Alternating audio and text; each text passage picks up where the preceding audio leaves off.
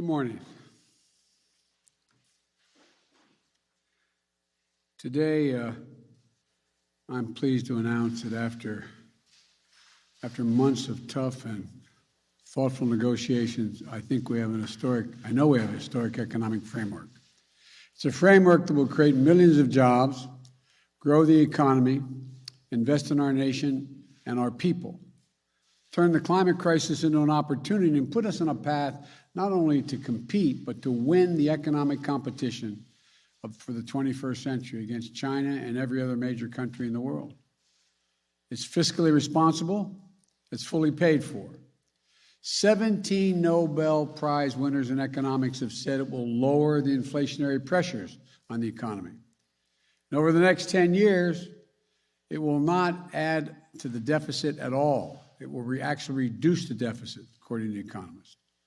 I want to thank my colleagues in the Congress for their leadership. We spent hours and hours and hours over months and months working on this. No one got everything they wanted, including me. But that's what compromise is. That's consensus. And that's what I ran on. I've long said compromise and consensus are the only way to get big things done in a democracy, important things done for the country. I know it's hard. I know how deeply people feel about the things that they fight for. But this framework includes historic investments in our nation and in our people. Any single element of this framework would fundamentally be viewed as a fundamental change in America. Taken together, they're truly consequential. I'll have more to say after I return from the critical meetings in Europe this week. But for now, let me lay out a few points. First, we face, and I apologize for saying this again, we face an inflection point as a nation. For most of the 20th century, we led the world by a significant margin because we invested in our people, not only in our roads and our highways and our bridges, but in our people and our families. We didn't just build an interstate highway system, we built a highway to the sky. We invested to win the space race, and we won. We're also among the first to provide access to free education for all Americans, beginning back in the late 1800s.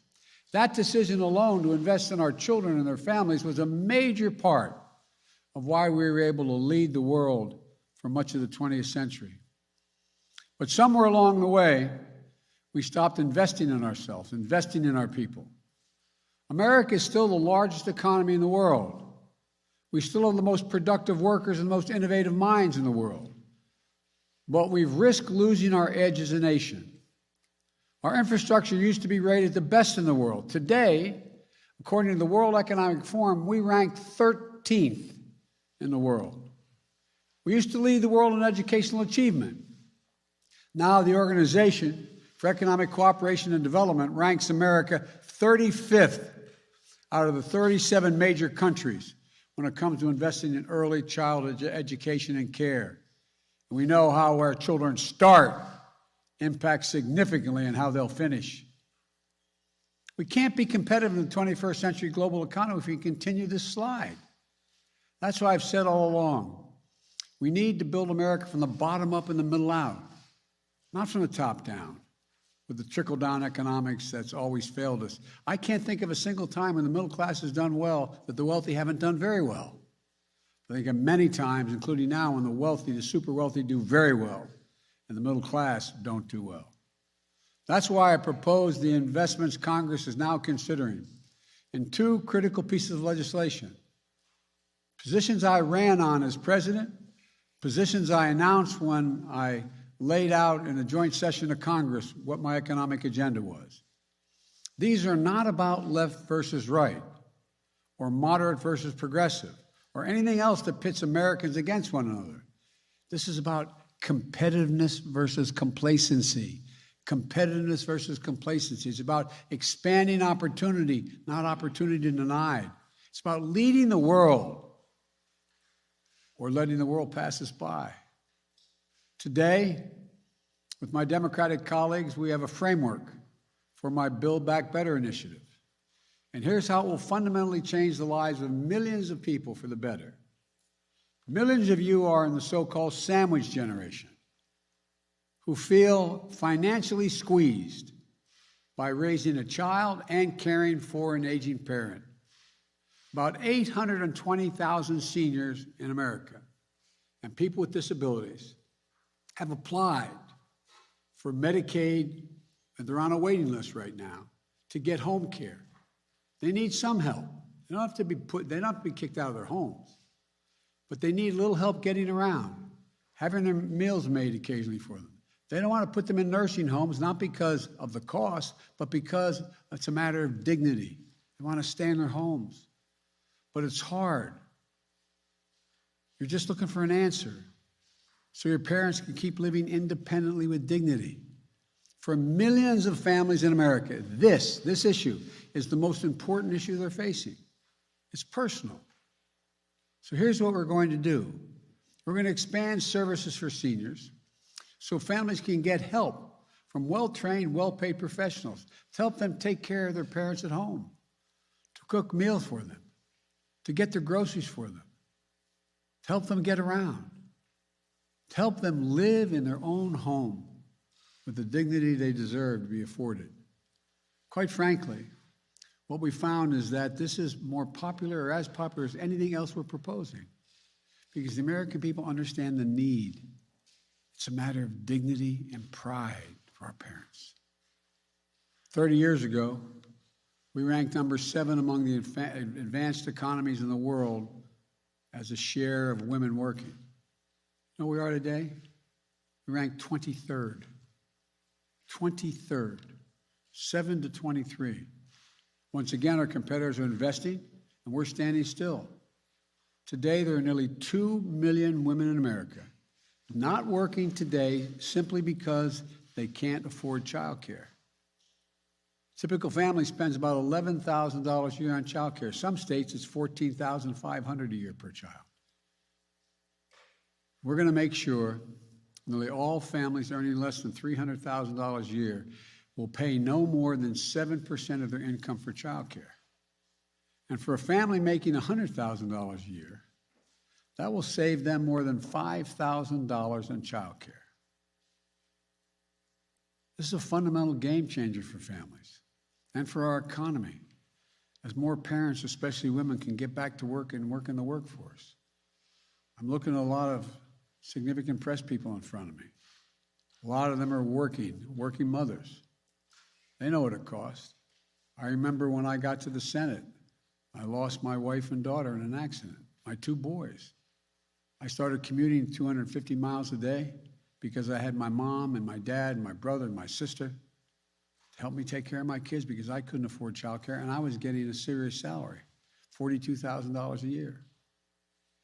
We've also extended the historic middle-class tax cut. That's what I call it, middle-class tax cut for parents. That is the expanded child tax credit we passed through the American Rescue Plan. What that means is, for folks at home, they're getting $300 a month for every child under the age of 6, $250 for every child under the age of 18. We're extending that for another year. The money is already a life changer for so many working families. This will help cut child poverty in half this year, according to experts. But that's not all it does. It changes the whole dynamic for working parents. In the past, if you paid taxes and had a good income, you could deduct under the tax code $2,000 per child from the taxes you owed. But how many families do you know, a cashier, waiters, healthcare workers, who never got the benefit of the full tax credit because they didn't have that much to deduct, and it wasn't refundable? So it either came off your tax bill or you didn't get full credit. Why should somebody making $500,000 a year, or $150,000 or $200,000 a year get to write it off their taxes? And the people who need the help even more, they don't have that much tax to pay. They don't get the benefit, and they have the same cost of raising their children. 80% of those left out were working parents who just didn't make enough money. That's why in the American Rescue Plan, we didn't just expand the amount of the middle-class tax cut. We also made it refundable. This framework will make it permanently refundable, making sure that the families who need it get a full credit for it, in addition to those who are already getting full credit. They're going to make sure that every 3- and 4-year-old child in America will go to high-quality preschool. That's part of the legislation I just brought up to the Congress. Studies show that when we put 3 and 4 years old in school, not daycare, school, we increase by up to 47% the chance that that child, no matter what their background, will be able to earn a college degree. As my wife Jill is in the back here, we always says, any country that out-educates us is going to outcompete us.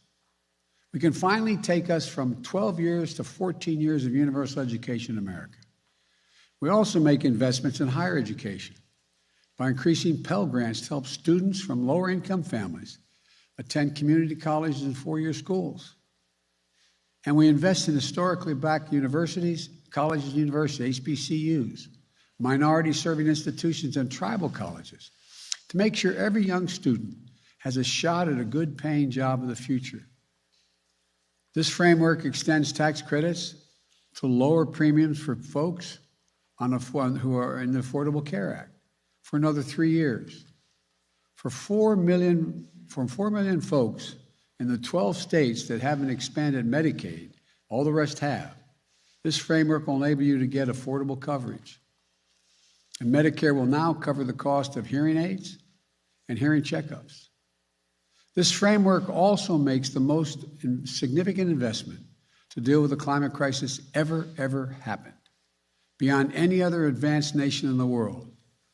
Over 1 billion metric tons of emission reductions, at least 10 times bigger on climate than any bill that has ever passed before, and enough to position us for a 50 to 52% emission reductions by the year 2030.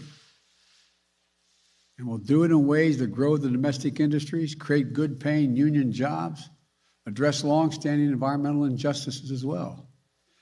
Tax credit to help people do things like weatherize their homes so they use less energy, install solar panels and develop clean energy products, and help business produce more clean energy.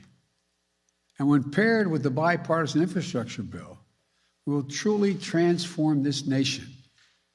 Historic investments in passenger rail. I know everybody says, oh, Biden's a rail guy. That's true.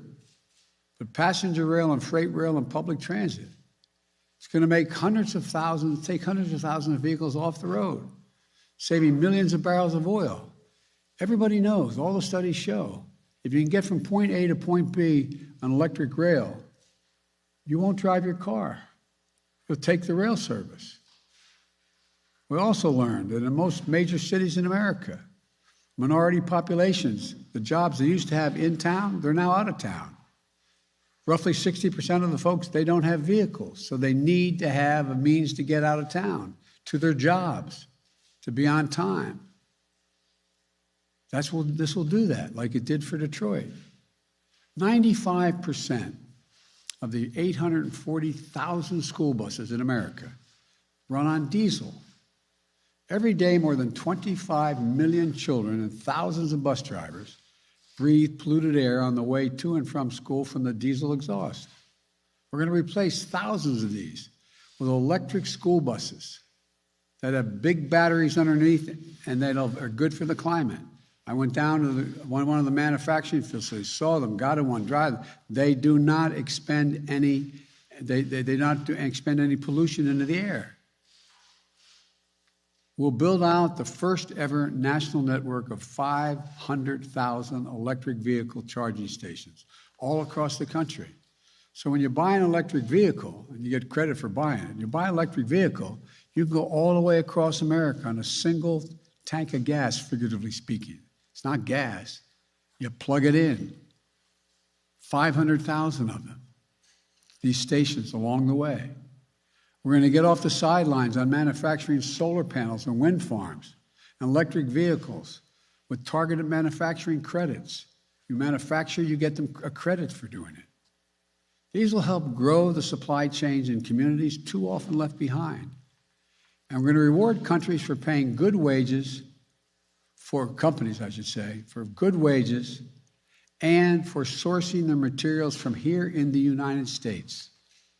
That means tens of millions of panels and turbines, doubling the number of electric vehicles we have on the road within just 3 years. We'll be able to sell and export these products and technologies to the rest of the world and creating thousands more jobs because we are once again going to be the innovators. We'll also make historic investments in environmental cleanup and remediation. That means putting people to work in good-paying jobs at prevailing wage, capping hundreds of thousands of abandoned wells and gas wells, oil and gas wells, that need to be capped because they are leaking things that hurt the air.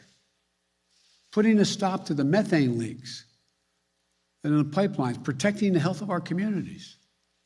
It's a big deal. And we'll build up our resilience for the next superstorm, drought, wildfires, and hurricanes that represent a blinking code red for America and the world.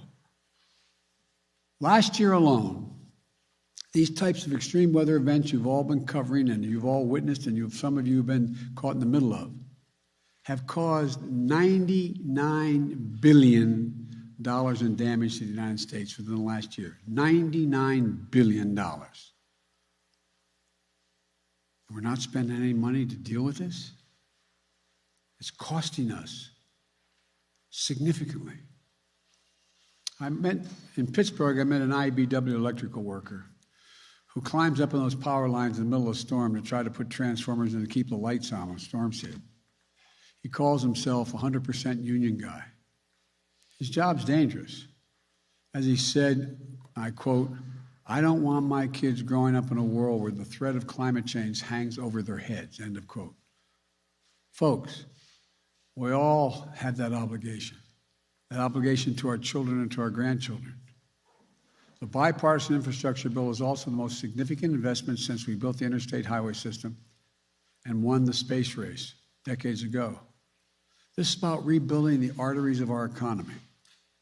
Across the country now, there are 45,000 bridges and 173,000 miles of roads that are in poor condition. Some of the bridges you don't even take a chance of going across. They're shut down. They can't be built back to the same standard because the weather's not going to get a lot better. We just got to keep from getting a heck of a lot worse. We have to build back better and stronger. No one should have to hold their breath as they cross a rundown bridge or a dangerous intersection in their hometown. We're going to put hardworking Americans on the job to bring our infrastructure up to speed. Good union jobs at prevailing wages. Jobs you can raise a family on. My dad would say you have a little breathing room. Jobs that can't be outsourced. Jobs replacing lead water pipes so families can drink clean water. Improving the health of our children and putting plumbers and pipe fitters to work. Jobs laying thousands of miles of transmission lines to build a modern energy grid. Jobs making a high-speed internet affordable and available everywhere in rural and urban America, particularly including the 35% of rural America that goes without it right now. This pandemic has made clear the need for affordable and available high-speed internet. The idea of a parent having to put their kids in a car for virtual learning, drive and sit in a McDonald's parking lot so their child can access the internet when school is taught virtually is not only unnecessary, it's just wrong. It's wrong. As I said before, these plans are fiscally responsible. They are fully paid for. They don't add a single penny to the deficit. They don't raise taxes on anyone making less than $400,000 a year. In fact, they reduce the deficit. Here's how. I don't want to punish anyone's success. I'm a capitalist. I want everyone to be able to, if they want to be a millionaire or billionaire, to be able to seek their goal. But all I'm asking is, pay your fair share. Pay your fair share. Pay your fair share. And right now, many of them are paying virtually nothing. Last year, the 55 most profitable corporations in America, 55 of them, paid zero in federal income tax on about $40 billion in profit. If they report big profits to their shareholders, They should be paying taxes. It's that simple. That's why the Build Back Better framework will have a 15% minimum on the largest corporations, a minimum tax of 15%. The top 1% of the wealthiest Americans have paid, it's estimated by the experts, $160 billion a year in federal taxes. That's wrong. We're going to change that. I want to emphasize what I said from the beginning. Under my plans, if you earn less than $400,000, you won't pay a single penny more in federal taxes, period. In fact, these bills continue cutting taxes for middle class, for child care, for health care, so much more. Let me close with this. For much too long, working people of this nation and the middle class of this country have been dealt out of the American deal. It's time to deal them back in. I ran for president saying it was time to reduce the burden on the middle class, to rebuild the backbone of this nation, working people and the middle class. I couldn't have been any clearer from the very moment I announced my candidacy. That's why I wrote these bills in the first place and took them to the people. I campaigned on them, and the American people spoke. This agenda, the agenda that's in these bills, is what 81 million Americans voted for.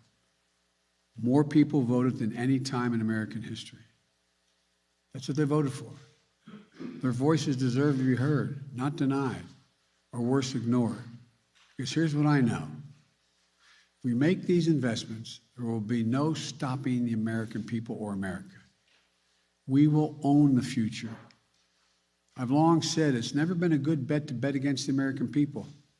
I've said that to foreign leaders as well as everyone here in this country, which means it's always a good bet to bet on the American people. Just give them half a chance. And that's what we're doing. That's what these plans do. They're about betting on America, about believing in America, about believing in the capacity of the American people. If you look at the history of the journey of this nation, what becomes crystal clear is this. I'll say it again. Given half a chance, the American people have never, ever, ever, ever let the country down. So let's get this done. God bless you all, and may God protect your troops, and I'll see you in Italy and in Scotland. Thank you. Did Manchin and Sinema agree to this? Are you relying on? Do you have a firm commitment from Senator Sinema and Senator Manchin?